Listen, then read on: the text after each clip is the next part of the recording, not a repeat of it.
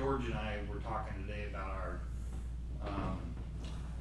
we put out 100,000 gallons a day.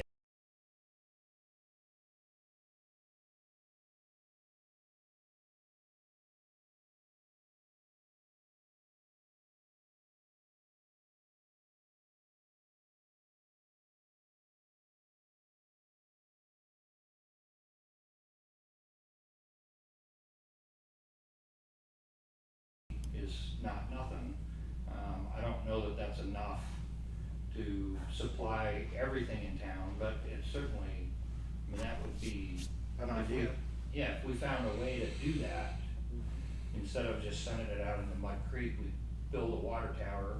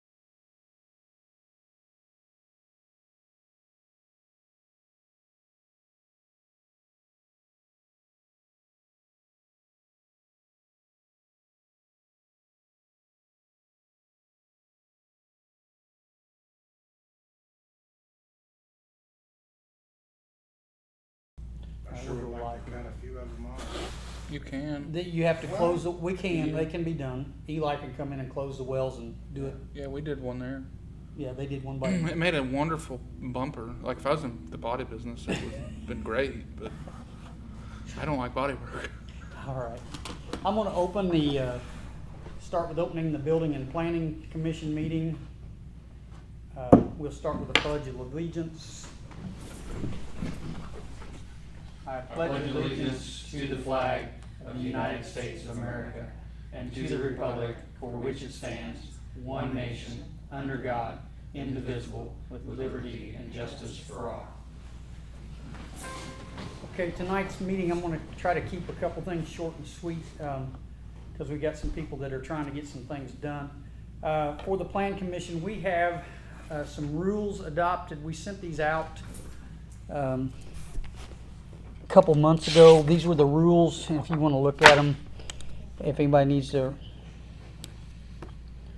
That's Advisory Plan Commission.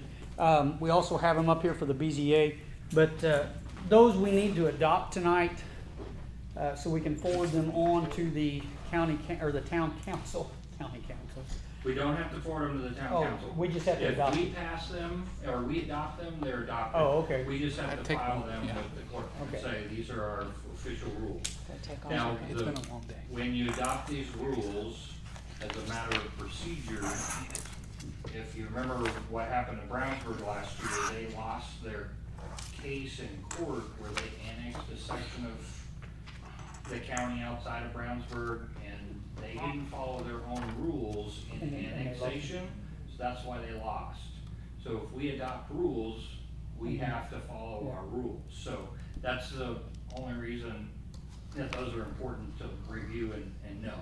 If we say we're gonna follow these rules, and then we go through with something, whether it's a resident that comes in and applies for a variance or a zone change, and we don't follow the rules, that leaves that whole decision up in the Right. air as a judge could overturn it. So if we follow the rules, it's much less likely that a judge would overturn it.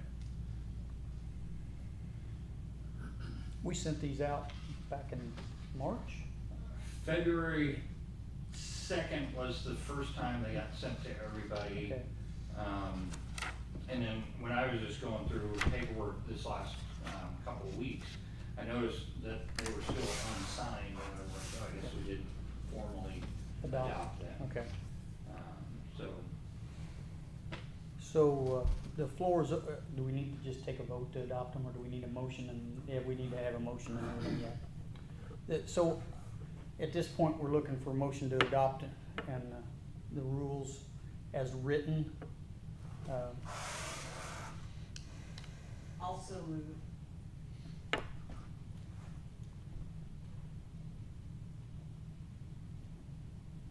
I'll second it. Door So- is open. So I have a motion and a second from the Davises. I can hear Yeah. that in 30 years. For adoption of the rules as read for the Plan Commission. Can I have a vote? All in favor? I, Opposed? Motion carries.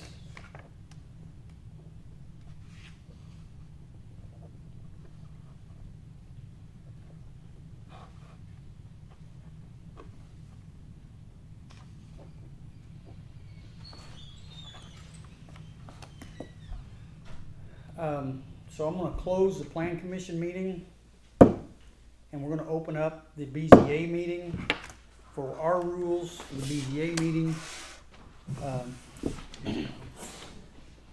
And so I'm looking for, it's the same situation here, these are our following rules, for the Board of Zoning Appeals, so that, we can,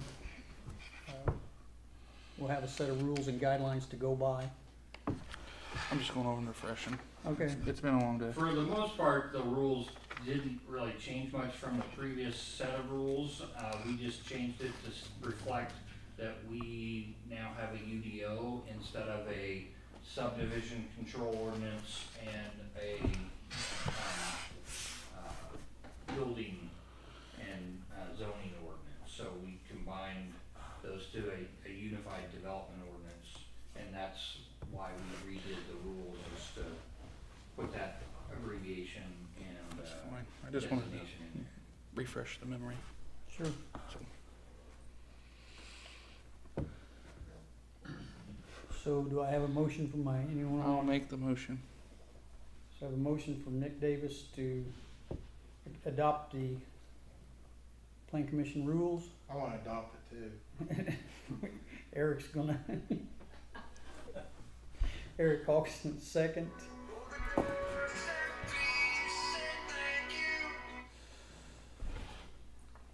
And call for a vote. All in favor? Aye. Aye. All opposed? No opposed. Rules adopted.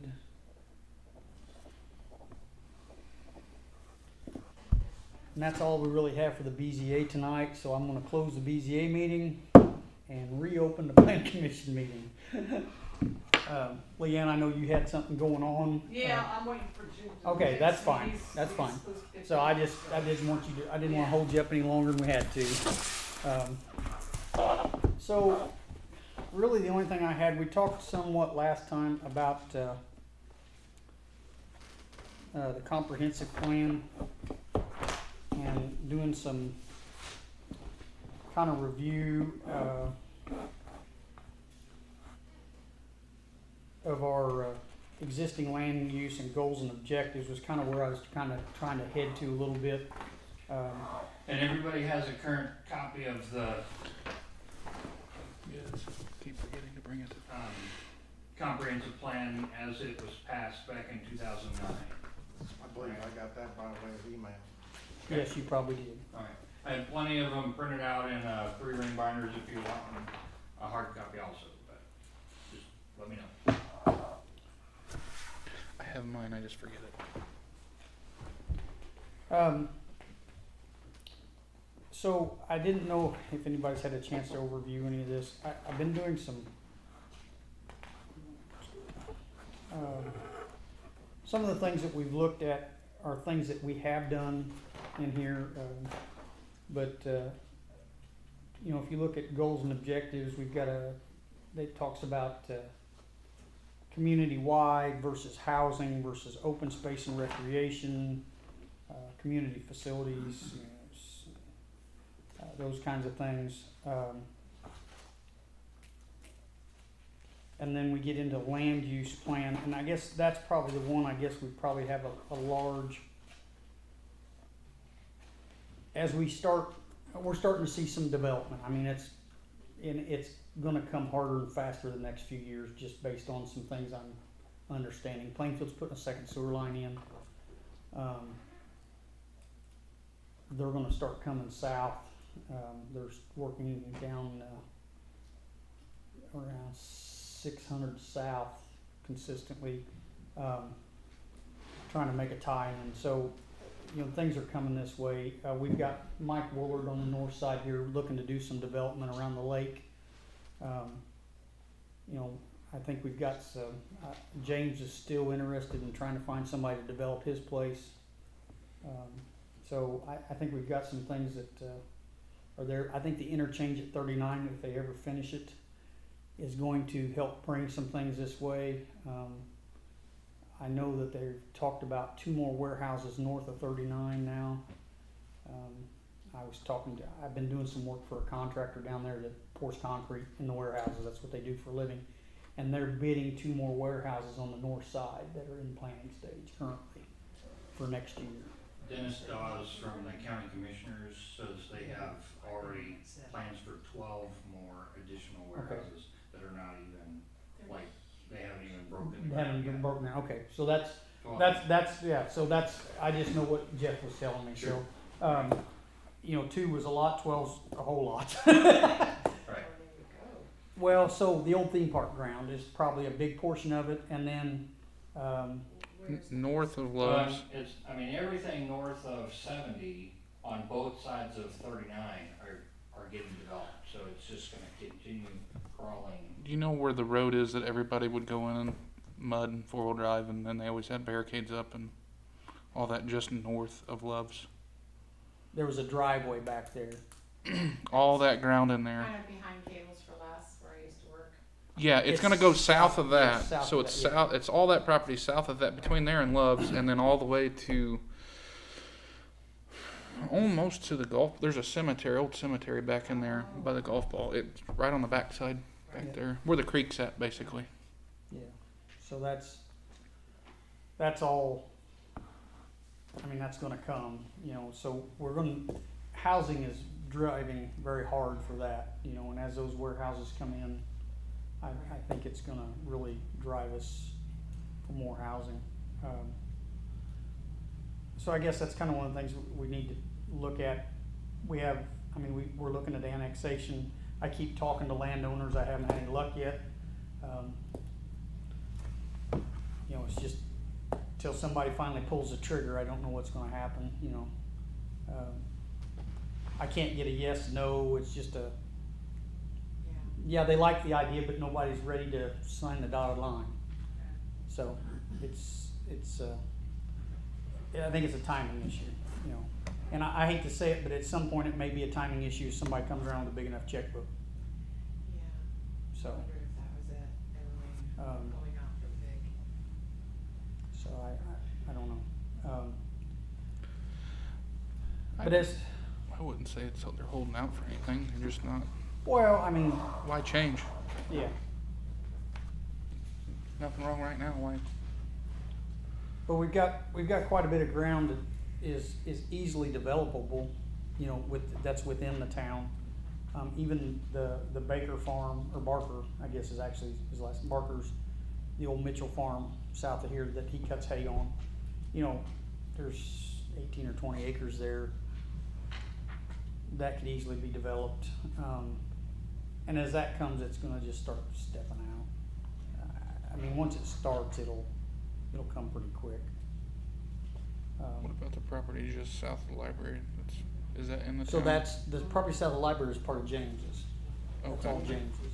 Okay. He goes clear down to basically the fence line before the old brick house, where the Mopar man used to Yep, live. yep, okay. So, I couldn't remember if that field was in the town or not. so. If anybody's had a chance to look, has anybody had anything that they found that they didn't like the way this was laid out, or was looking for something more? I know one thing, there's a housing feasibility study listed in here.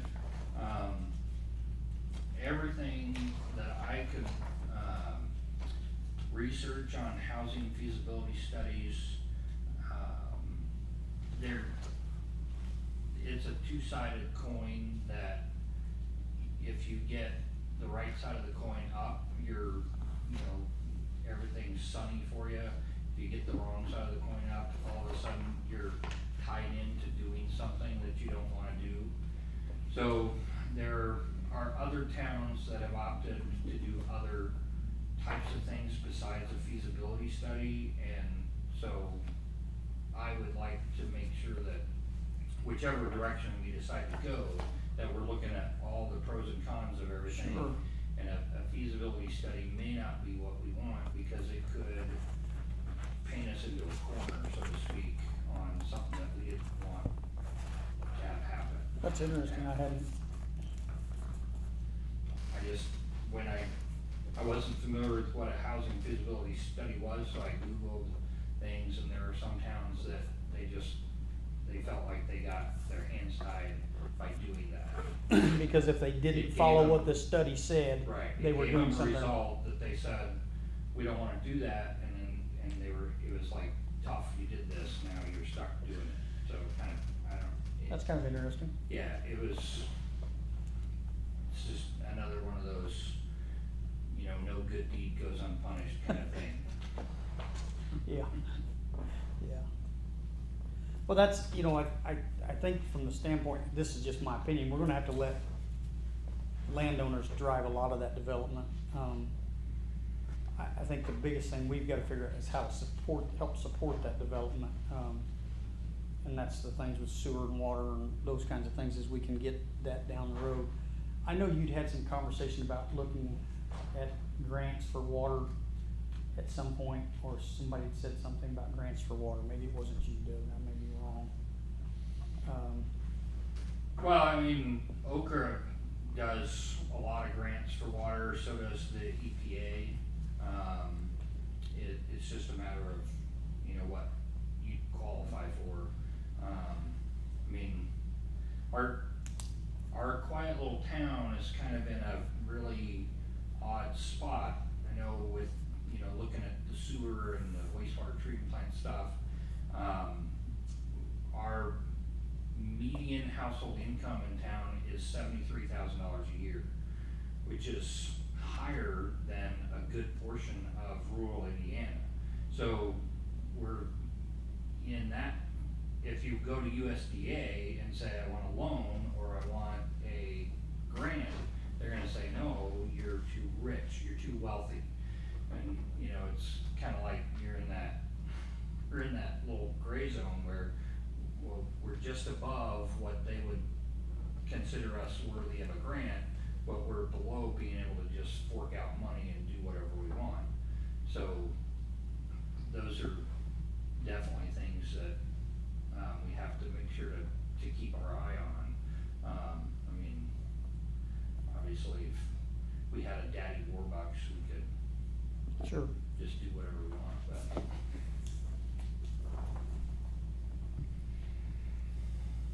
Hendricks County, from what I remember in the 2020 census, we are the 9th wealthiest county in the state of Indiana. We've gotta start lying on that census. So we have, This is I mean, we have some good money here, it's just a matter of where's that all at? And Avon, Plainfield, and Brownsburg. Yeah. Another question I have as far as infrastructure and stuff for development, just because it's a thought. Have we heard any more about the fire department and their venture in to- moving into a territory or whatever? I talked to the Financial Solutions Group, guy today, Greg. He has, put together basically a proposal to get, Greg Stewart, am I saying that right? Stewart, to, put in legislation that would allow our fire territory to be able to use TIF money from the warehouse district to fund the fire territory. As it currently stands, fire territories cannot get TIF money. So he wants to propose this legislation to change that. We need, He's had very good, conversations with Stewart and, is it, Richardson, our other Yes. representative from So. this area? And so they're going to, work towards that, and that would change that, which Plainfield's all behind that too, because Plainfield's got like 250 warehouses in their area, and they would be able to start getting money from the TIF district to pay for their fire department as well. So, well, I just know if we're talking 12 more units next year and they fill those, if they get them all rented, or even if they get half of them rented from where they're at, our department's already taxed enough and, busy enough. So you add more and more employees, they're gonna be down there more and more and more, which is gonna affect us. So that's part of the infrastructure, is why I just had a question of. So why can territories not draw on TIF money? That makes, it's just the way it's when written. they wrote the legislation years ago to allow for fire territories and fire districts, they included TIF money in a fire district, but not in the territory for some reason. They just, Didn't do that. I mean, as far as everybody that I've talked to, it was just an accidental, we left this out. But you gotta go back and change it, so. And so they need to update the law with new legislation to allow us to do that. Everybody familiar with what a TIF is, the tax incentive, money? So basically, the warehouses are all given tax incentives by government bodies, either the county commissioner or the state, to, hey, we want you to bring your business to our area, so we're gonna give you tax incentives. Which means we're not getting property taxes from them for, 10 years. A lot of times it's on a sliding scale, but, that can be sometimes hundreds of millions of dollars that you're missing out on in an area. But then they have, they create a TIF district, which says, all right, well, you're not paying property taxes, but we're gonna get some taxes from you that are gonna go towards funding the infrastructure that you're using. And so, our Liberty Township Fire Department responds to the warehouses, probably 75 to 80% of their responses each month. So that's where a lot of that comes from. Now, the warehouses are frequently very appreciative of that in a way, like the new ambulance that our fire department has just purchased was able to be purchased with TIF money, so the warehouse down there. The Sunbeam warehouse that's going in, they donated 10 acres of land, and they're going to, in their agreement, build a brand new fire station and a urgent care to put on that 10-acre block. So that will be, something that comes along with that. So there's gives and takes with all of those. Where is that location? It's on 1,000 South, about a quarter mile, Inward. west of 39. So if you're, you make that turn and Right. you're heading towards Hazelwood, it's. Down there where they put the roundabout roughly then? Yeah. For, where they Is have it it, around? Yeah, well, there's it's not a roundabout, so they It's a put dead-end road. It stops right at They did 1,000. into the warehouse road to 1,000 South Oh, yeah, temporarily. yeah. There's So like this that's- much grass that where level. was the rough. Sunbeam's gonna go. Okay, okay, Yeah, that and makes sense. there's a 10-acre plot of land that they've said, and that was, Dennis, Dawes called me, like, on the day that Apple announced their warehouse going Okay. in, he called me and said, here's what's going on. And that, all that whole procedure, so, which is part of what motivated, the further conversation, and getting the meeting with Financial Solutions Group. And so the fire department has presented a budget to the Financial Solutions Group to work with and get a tax impact analysis done in Liberty Township, and they will present that, to the taxpayers. Now, the Department of Local Government Finance put out an email probably 3-4 weeks ago that the state legislature changed the timing or the time frame. You have to have 3 business meetings or 3 public hearings to let the citizens know, here's what's gonna change if we go to a fire territory. And so that every homeowner, or every property owner, not just homes, but every property owner in the township can get that feedback on, here's what's going to happen to your taxes if we do this. So your taxes will either, increase 40%, 50%, 60%, whatever.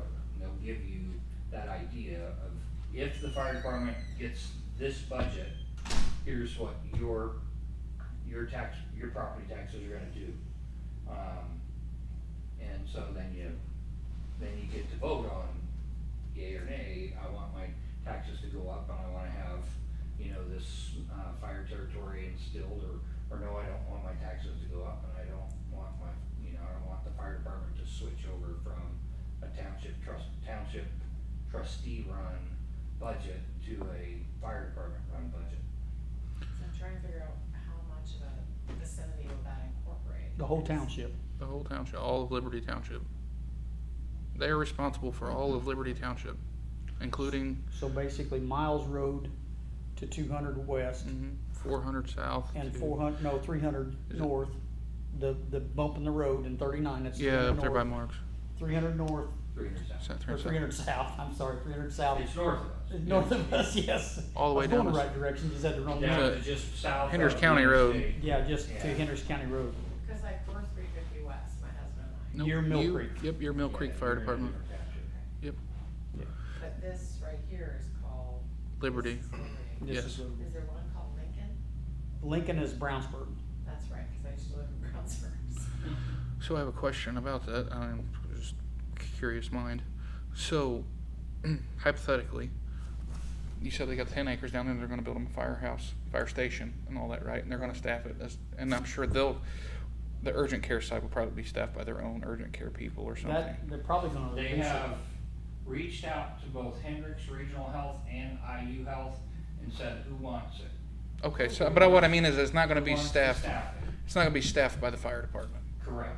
It's So gonna be then- staffed by a hospital organization of some kind. And which Dennis Dawes used to be on the board at Hendricks Regional. So I was kinda surprised he even reached out to IU Health, considering, but he said, no, we've reached out to both, given them an opportunity, whoever wants to decide to take it on can. Which I assume that if neither Hendricks or IU wanted, St. Vincent's might throw their hat in the ring, I don't know, they have Right. medical facilities here in Liberty Township as well, or in Hendricks County. Yeah. But see, my question, or my further question, I guess, real question would be, so if we get that down there and that's, say, Station 1, we still have a fire station up here, technically.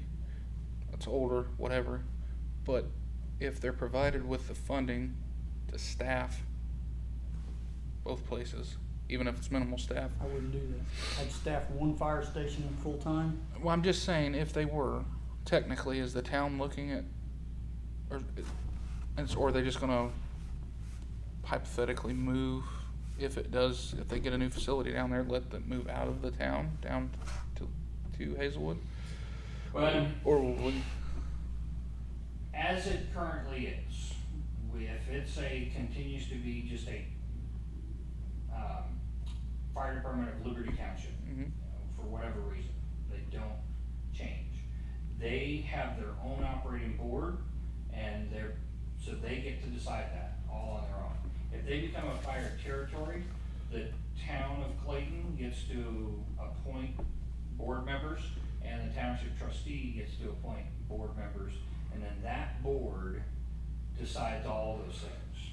So it's all dependent on. Well, I understand, be where the dependent on their boards, but I mean, just Right, so. as if far I as the had- town of Clayton goes, we're the group of guys that are sitting here, town council members, people in charge, whatever. We're building and planning, and we're looking at all this going on. Technically, no, we don't have a say in it, but we have a guidance or a voice about it. I mean, what is your thought process? I guess my question is, what is the thought process if, looking at the future, if either one happens, but they still get the new station down there, what are we looking at as a town? Like, what is your thought would be, like, I know in one that idea direction? that was mentioned or batted around is just, keeping in mind that the warehouses, right now at least, are only open during the day.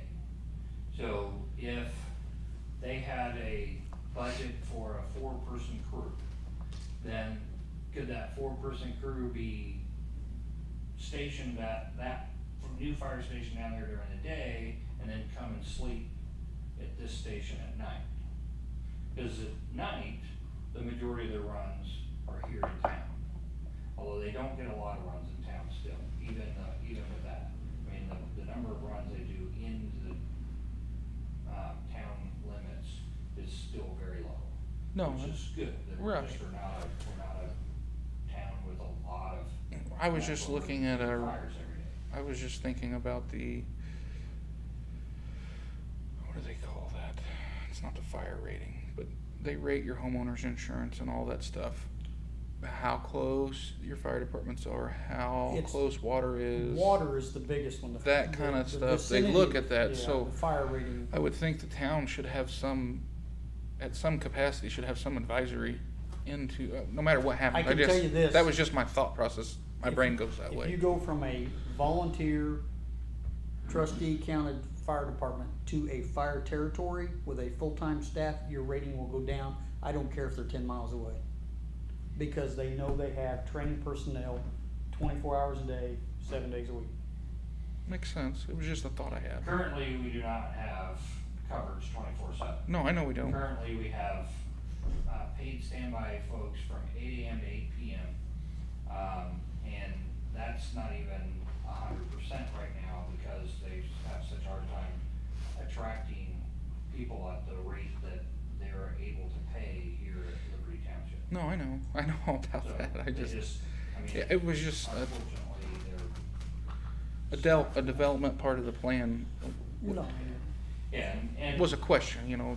Even with, our influence or, what we would consider the town has, the ability to make a request, their board is 100%. Right, I understand. In charge of what they do. So if they decided right now to just pack up and move down to the other station, there isn't a thing the town can say or do about it. So other than if we wanted to, we could be really mean and say, well, we're taking our budgeted money away from you. I don't know that would be advisable. No, because then you'd have to find somebody else to do the fire coverage for the town. So, but that's, those things are not necessarily planning commission, ideas, but, that's certainly something to think about in the future. If it converts to a, territory, the town board will want to appoint some people, who can oversee the fire department's day-to-day actions, or at least their, overall operations, including budget and personnel and all those kind of things, so. So these big, huge logistical warehouses, which are almost all just distribution, logistics, whatever you wanna call it, they, for 10 years, are, they are not required to pay taxes. No, that's not totally true. And we'll They- say 5 to 10. They get an abatement. They pay taxes, they just get an abatement. I was just wondering, because if all the land ends up being, and I'm all for progress, but if all the beautiful farmland is gobbled up, and they don't have to pay taxes, so it doesn't feed into the No, it's town of it's Clayton. But prorated. then houses are built, so you get a tax base from that, but you said something about millions of dollars that we lose. I'm just curious how that all works. And then there's a fire station, but that could raise our taxes. So I'm just like, I'm trying to figure out where the benefit of these logistical warehouses actually is, because most of those people, I worked right there on 39 for 4 years, most of these people, you know, they're transient, they come in from somewhere else, and how will we have enough room in the school? And our water system is struggling, and all of that, I'm just wondering how all that works, cause this is just something I'm curious about. And I'm all for improving the water system, even though it's gonna raise cause now we're paying for the whole entire strip there. We're paying even for Gypsy's Inn, I know it's just gonna keep going up, but I'm all for the water being improved, don't get me wrong, but I was just wondering, just cause you're so knowledgeable about it, I was just wondering, when does our little town benefit from that? Is it just the housing, and so we get a larger tax base cause more people come, is that what it is? That's basically what drives it. I mean, if you look at Plainfield's budgeting, when they started getting warehouses, because even though they get a tax abatement, it's still not like they pay no property tax. They still feed some of that. But that money still comes in, Okay, but that doesn't have the demand on the school system, okay, doesn't have the demand on a lot of the infrastructure that you normally have with housing. okay. Avon learned that lesson the hard way. They thought they'd be real smart, and they went around and gobbled all these when you could take a ink pen and go to a map and do this for annexation, you know, they played that game, and it ruined them financially. Yeah. It was hard for them to recover from that. Or a lot of foreclosure, actually, that was the highest, area of foreclosure for a number of years in all of Hendricks, and actually surrounding areas. I have a friend who's a realtor. Yeah. In Avon. Avon. Avon, yeah. Because You know, one of the Avon Town Council members said to me that their biggest, money crunch that they're up against is that they have such a high percentage of residential property. Yes. And residences have a property cap of 1%. Commercial has a property count of 3%, or cap of 3%, so that's a big difference, so, and then, farmland has 2%, right? I think you got those backwards, I Well, think. Yeah, commercial's so- 2 and farm ground's 3. Yeah, I think I that's thought right. we were, I thought. I think the more- farms are too, I thought and I we think- favored farmland, but It could It's, be- it's the assessed value that they favored at, cause they give them a break on the they, assessed yeah, value. their assessed value has a cap also. Yes. When I started getting involved in this plan commission and stuff, and we were talking about the warehouses, I emailed the county assessor, and he emailed me all the abatements that they had. So, like Johnson & Johnson had a 10-year, but on year 1, they were paying about 14% of what they should have been paying. And then on year 2, they're paying 20%, and so it's an incremental change, so they didn't pay 0 taxes, they pay a slice of it, up until that 10 years is up, then they're up to 100% of their property taxes being paid. Now, the Financial Solutions Group guy that I was talking to, he said that they're, the assessed,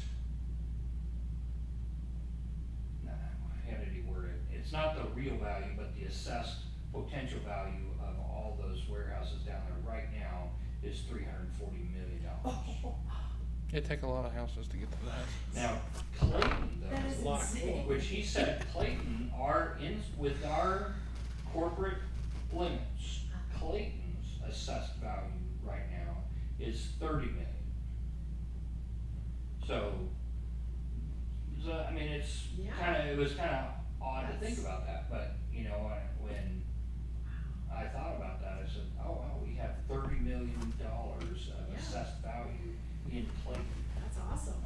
So, you know, obviously it's not real money, you can't Right. cash it in right now if you know, but it's, how that looks, but, and he compared those in our meeting because he wanted us to see what we were up against. But, if the legislation changes and we can use that TIF money to help fund our fire territory, your property value, on your building here, so your property that you own in town, your property taxes will not go up near as much as if when we can't get that TIF for that. So that'll be the big scale, Well, the other thing you have to realize is when they talk about a 40% increase or a 50% increase, it's an increase in that line item in the tax budget. right, So It's not your 60%, whole property. yeah, 60% of your property taxes go to the school system. right. If you'll look at, if you get that paperwork every year, that it will give you a complete breakdown of how much the library gets Yeah. and everything. But everybody goes 50% or 40%. Yeah. Wait a minute, it's 40% of $20. Gotcha. Okay, Right. it's so, and, I guess from my standpoint, yeah, I think that, $10 extra a year to get a full-time fire department would be a great thing, yeah. I agree. And so, yeah. Especially since those are old buildings. Oh, well, and I mean, everybody's fighting that same thing, but you were right, I was backwards. Oh, It's, so- yeah, it is, it's 1 on residential, 2% on other residential, so like if you have rental properties and farm ground, and 3% on commercial property. So, Yeah, and the good thing on farm ground is that not only is there that 2% cap, but there's a cap on the Assessed value. assessed value that can be taxed. of 7,500, it was, I thought. 75? I think so, I may be wrong. Yeah, I was pretty impressed with that number. The state legislature did that several years ago to favor the agricultural nature of our state, so farmers can't get taxed off of their property because we have this state rule that, so no matter what you could sell this acre for, it's only gonna be taxed based on this amount. That's it. I like that. So, all that to talk about land use and what we wanna do with a comprehensive plan. So, which comprehensive plans take money, so when we're developing our comprehensive plan, we also have to think about where's the money coming from to pay for these different things. They had, in this comprehensive plan from 2009, they had that they wanted to work towards annexing aggressively to the point of actually having Belleville annexed in by 2020. Into Plainfield? No, They wanted to annex Belleville into Clayton Oh. by 2020. Obviously, that didn't happen. We didn't do any annexations over the last 12 years, but, the only thing I'm aware of that we annexed was our wastewater treatment plant property and James Penner's 10 acres, 10 point, whatever it was, but, so, and there's talking here about a community center that they wanted to build and other things, so. I think that'd be awesome. Those are, as you look at, these kinds of things, there has to be something that goes along with the plan as far as who's gonna see this through. So if we're saying we want to bring water to Clayton, how are we gonna accomplish that? Who's gonna, work towards that? Are we going to find alternatives like what George was talking about of instead of dumping our 100,000 gallons of water a day into Mud Creek, can we put that into a holding tank that then we pump back uphill into town? Which it's not a big hill, but the wastewater treatment plant is lower in Yeah. elevation than our town hall is here, so.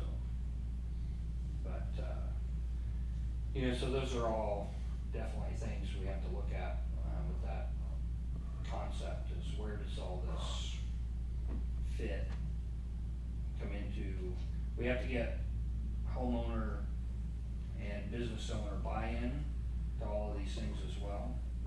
which it looked like from this plan that they had some very good support from I mean, you were involved in a lot of the discussions back then, so.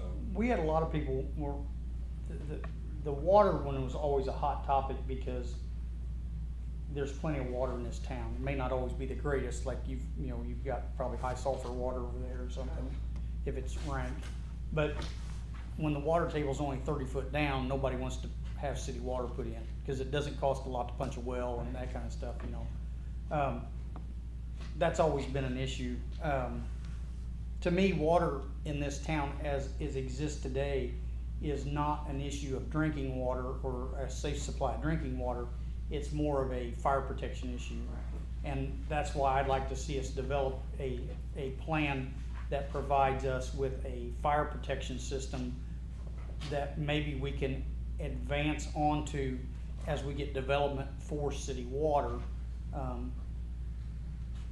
And it's not that I wanna see a bunch of, small homes and tight lots and that kind of stuff, but if you have city water, it does allow a developer to come in and if he wants to put a pool in, if he wants to put, other things in it, it allows that capability that you can't do otherwise, And it may attract some business too. It will attract some business. That's the other, so if you have city water, every one of those warehouses is down there because they have a 24-inch water main down there to supply water to a tank system. There's a 24-inch water main, down there.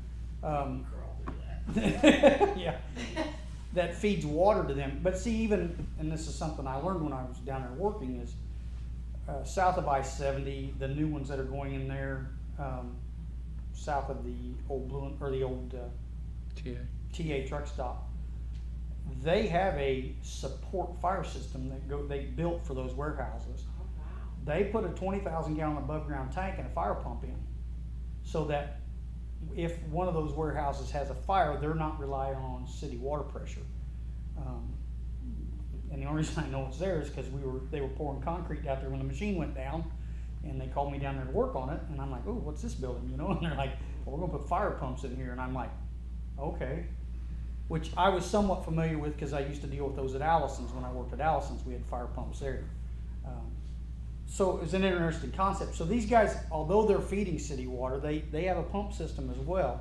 So those are the kinds of things that we could do locally that are not as expensive if the town had its own pump and fire system that said, in the event of a fire, we have 30,000 gallons of water or 50,000 gallons of water, which is a lot of water, because that was something I learned from Brad Butler, and I wish he was here. He told me that average residential fire, they only pump 3,000 to 5,000 gallons of water. That's all? Yeah. It's not what you think it is. Oh, wow. Yeah. And it's not a hay barn. Yeah, if it's not a hay barn. It's not a hay barn. Yeah, yeah. Hey, barn, it'd take a lot more than that. Well, it was 176,000 the other I day. thought it was like When 240 or Ray's something. caught on fire, it took a lot more. Yeah, and it But is. That's a totally different type of a fire. And A house fire, yeah. I mean, when I was on the fire department, the pumper that we drove around in was 1,000 gallons. And That's that awful. Typically, that typically did you could knock down a decent fire with that. It's like, I just thought it was so. so much more. No, it's not, and I was just like, I'm like you. Looks like. I get it, and I was of the same opinion as how do you get, the supply, Yeah. but it wasn't near what he said. Oh, no, he said, he says, we hooked the fire hydrant, and he said, we hold 500 gallon on our truck, but he said, then we hook to the hydrant, and the tank's just there to supply, to make sure the pump doesn't run dry. But he was talking about the volume is not anywhere near, and so that, to me, did two things. Number one, it impressed me, because I didn't think you could fight a fire with that little water, but number two was, it made the viability of fire protection water in this town much more affordable. That was the thing it said to me is, we don't need a 100,000 gallon tower, we need a 20 or 30,000 gallon system that we can pump water to feed in the event of a fire. So, And I mean, I didn't realize until talking to George today that we discard 100,000 gallons of water a day into Mud Creek. So if we turn that around and put it into a tank a tank. and even pump if- system. I mean, if it would would not take long at all to fill a 250,000 gallon tank, so day and a half, there you go, Wow. 2 days. And you've got 250,000 gallons sitting in a tank that then can be, pumped into a system, even if, like you said, even if it's just a matter of putting in, strategic fire plugs in town, and that's all we did with it. It would benefit that fire rating, people's insurance, and the fire department would have something to hook up to. Just devil's advocate, I guess. So if we just did that, we'd have to, if we were also looking at that as a development thing for a subdivision or something like that, would we not look at, I mean, I understand you can never plan for everything, but if we're gonna spend $800,000, let's say, the number, to do a pump station or a smaller pump station, whatever, but for like $1 million or 1.1 or thereabouts, a little bit more, you could have something twice as big that would support some growth or development. I understand I get what you're saying, and I understand. Don't that. build it so small like in No. Belleville so people rely on the water in Belleville. I know our houses at this time currently wouldn't do it. Let's say we do annex farm ground. We have a big developer come in, TK Homes or something comes in. They want to put in 1,000 homes, 500 homes, whatever, great big subdivision, right? And they want to put water in it, so wells. Now you can't plan for that, but at the time that we put it in, say it's 5 years down the road, and then they come to the town and they want to do this, then town's got to kick in more money, and it would cost more money in the long run to do that than to have a really small system. Yeah, have a really small system, to where like their water gets sucked dry because we got a great big fire happening, and they got to come pump the water, and people like in Belleville, they go all day without water when they have a big fire. That happened yesterday. Cause they was pumping water out of there going to New Winchester. Oh, because of the And they big. ran out of water. Yeah, they do it all the time there in Belleville. Well, so, and this is so they're on a 6-inch main, okay? Yeah. That's it? Yeah, Oh. yeah, that's all 6 or 8. I can't. That's why they It's call not that exactly. It's not that. It's. It kinda goes in relationship with what you're talking about. Yeah, I guess that's just a thought and process. I understand your process, or your thought process. So this is where, with a pump system, it's what you bury in the ground pipe size that's going to dictate what you. I can feed a 12-inch main running up 39 with the same pump that I can feed a 6-inch main and still supply that same water supply for fire protection, but gives me the expansion capability in the future that if I get residential, housing, that I put a bigger pump in. Now all I'm doing is buying a bigger pump, Instead of laying more line. and I'm not laying new lines. That's what I was. Yeah, yeah. If we What's- do it, if we make a plan, we ought to talk to an engineer, whatever. Yeah. It's what you bury in the ground that gets expensive. There you go. Pump stations are not, don't get me wrong, they're not cheap, but they are not near as expensive as what you bury in the ground. That is your top dollar when you're doing any type of infrastructure, is what you bury in the ground. Okay. It was just a thought. I mean, I just thought if we were going to plan and pursue it or No, I look get at it as a town, or whether it's the town board or whoever.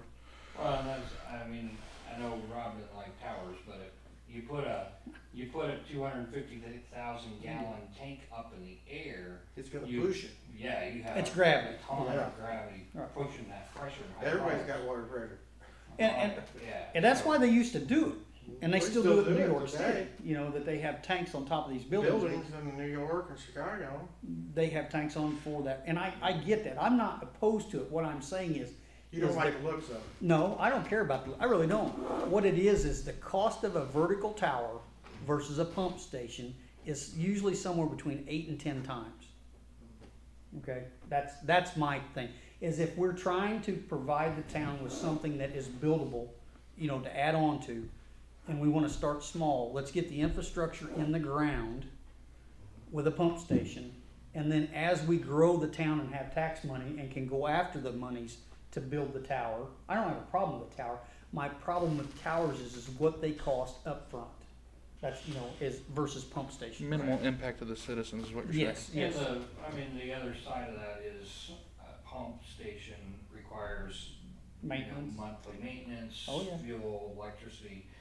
Tower, once you build it, for the most part, the pressure that you get out of it is the pressure you're gonna always Doesn't have. it take a pump to pump it up though? Oh, you have to, yeah, they do, they pump it up, but you Yeah, pump I it up mean, in a, you you pump have it a up, big you wing. pump it, you push it up in a 4-inch pipe with a much smaller pump Right. versus a, You don't have to- Well, I just mean Yeah. there is maintenance there too. oh, there's I maintenance. mean, so I guess to Rob's thing, if you had a pump station right now, because we could get a good grant that would cover, say, 90% of the pump station or whatever, I don't know, because the cost isn't that much compared to like a big water tower.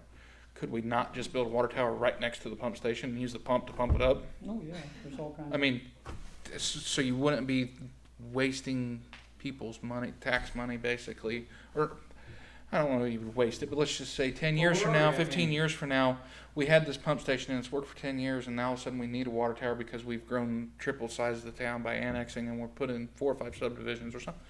Future development, right? So we've paid for the pump station, and now all of a sudden we need a water tower. Then we just abandon the pump station completely and build a whole new system and have to spend all that money all over again? Or can we use the pump station to pump the water into the water tower? I guess building it right next to it. I mean, the pump doesn't care where the water's going. Right. You just. So you wouldn't be waiting, so, yeah. The big deal is getting that water out of that tower, to me, you, her, and him, and That's what I'm telling you, what It's you a- bury in the it's ground is what's expensive. Yeah, but see, if you had the mains on the streets, Right. then it's easier to, once you, if we just laid the mains Sure. and put fire hydrants here, here, and here. Those are just things that I think we need to look at, and that's always been my frustrating part with engineering firms is they don't, you know, They sit in an office and look at and go, oh, this'll work. well, and the other side, their total budget is based on what it costs to build it. I mean, that's how they get paid. They get paid better on a $10 million project than they do on a $2 million project, so they'd Right. rather do them $10 million projects than $2 million. Well, I guess what I was looking at too was like, or comparing it to in my mind was the sewer plant and the sewer condition of all the lines and the plant. So they built the bigger plant, in the 80s or whenever they built it, 90s. And they didn't really do any of the infrastructure to the plant. They just said, build a bigger plant. They wasted people's money by building this bigger plant, technically. I mean, yeah, we can use it, especially for development, but they Ours didn't. Yeah, but they didn't That's what fix. happened in the 80s. But they didn't fix the flow going to the plant. You know what I mean? Like, this is way before any of it. I wasn't even born then, probably. But I mean, I'm just looking at it as they took that money and we really didn't need that plant for 30 years. We didn't need that big of a structure for 30 years. If they would have fixed the actual problem, it probably would have cost a lot less money. The water Now we would infrastructure- be stuck with building a bigger plant as soon as we go to develop it. So I mean, there was a catch. I just was saying if we do pursue that, we ought to look at all the angles, I guess. Right now needs and future. Whatever works together, so we spend the least amount of money building it. But something that'll work for everybody. Correct. Yeah. Yeah, that's all I'm trying to. And I'm also, I mean, when I lived in Plainfield, we didn't get the choice of hooking up to the city water when they came by our house. Said, you're gonna hook up, and oh, by the way, you're the one paying the $2,500 for the hookup fee. So that just kind of left a bad taste in my mouth. So I think that if we do anything, I would very much be in favor of, I'm not gonna force anybody to hook this up. You keep your well if you want it, or you hook up to the water. If you hook up to city water, then you pay the connection fee, but I don't like The only the way idea you of could- telling the group of people, what's working for you now might be working for you, but we want you to do it our way. No, the only way you could change that would be like the sewers.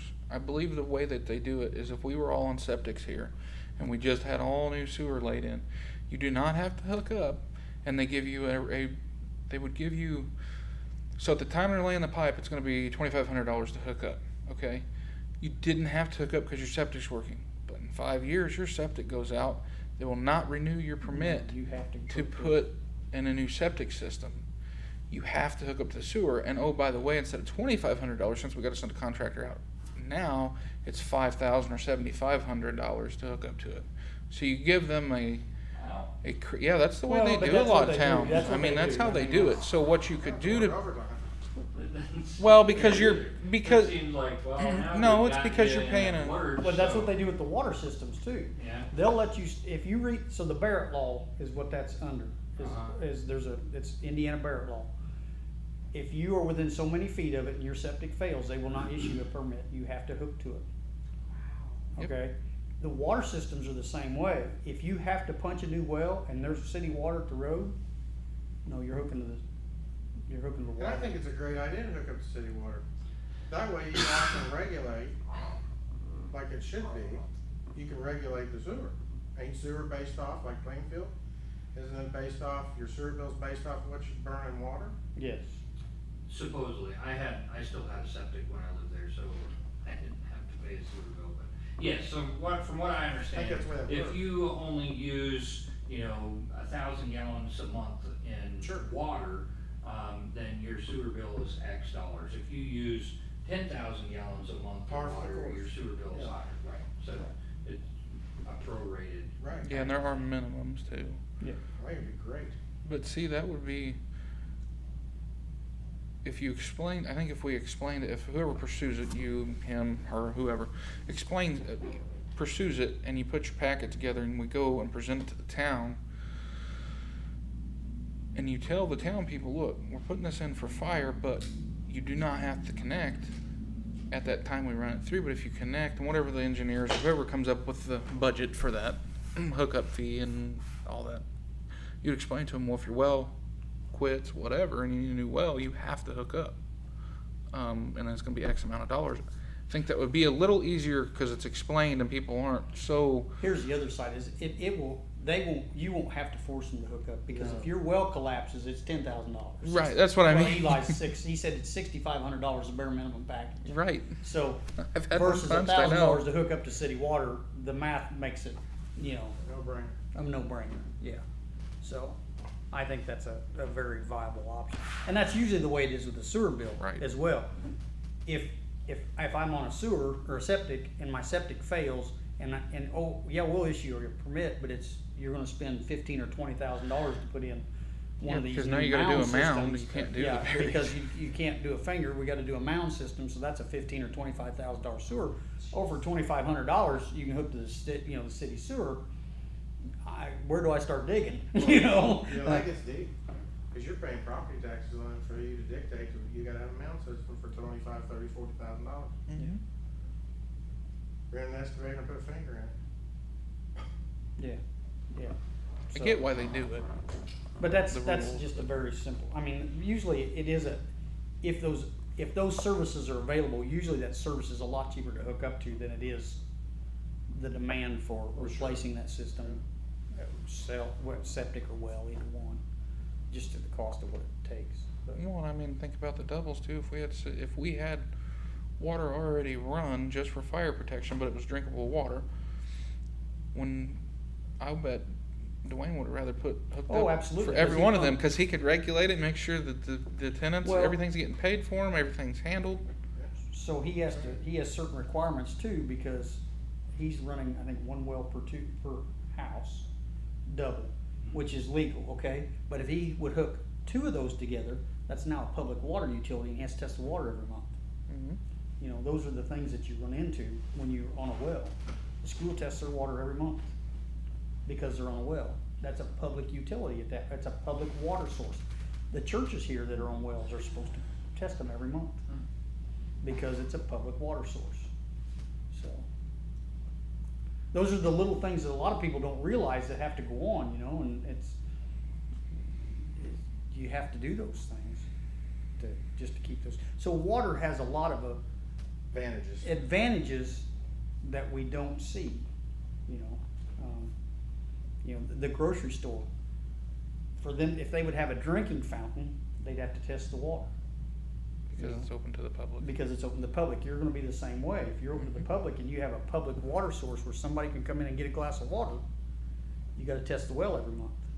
Just like the Pizza King would have to, or if they put a restaurant in. Huh? Nobody's gonna want Well, I understand, no, I get, Aqua If I systems. come into our building, I wanna say, that's the water, not my husband and I. And that's at the church, George's old property, I mean, it stinks so bad, I'm like always burning candles. Have you checked with Aqua Systems, taking a sample to them? We've done the sampling, it's, part of Does it it has smell like something. sulfur or- Yes. Raw neck sulfur. Yes. Yeah, they have a filter And for those. occasionally down at the Gypsy's Den, like I said, we pay their sewer, I mean, there's well water, but we pay their sewage, but it's like, I feel so bad because every once in a while I'll go into the store and I'm like, woo! And I know what it is because it's in our building, Yeah, so it's like, it's just from the, yeah, yeah. but those are things that you gotta, but we had a lot of good discussion, I don't know if we got very far, but we had a lot of good discussion. I think it's 7:10, I think we've had enough for tonight, I'd like to go home and sit down. So if no objection, I'm gonna adjourn the meeting. Meeting adjourned.